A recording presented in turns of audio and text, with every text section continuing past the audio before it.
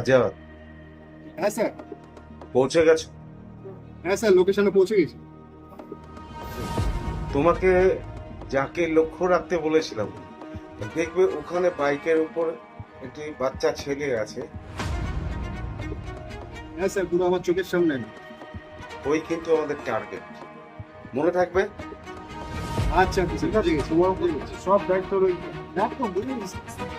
আচ্ছা, আমি তোমাকে 2 মিনিট পর আবার ফোন করছি, ঠিক আছে?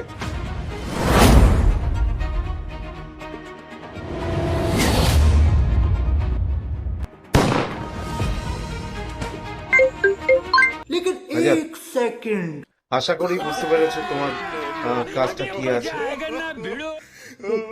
যা বলেছি।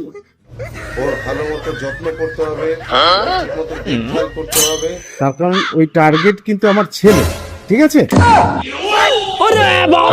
কি হলো? কথা বলছি না কেন? হ্যালো হ্যালো হ্যালো, अभी जे दिन হ্যালো। शान घाटी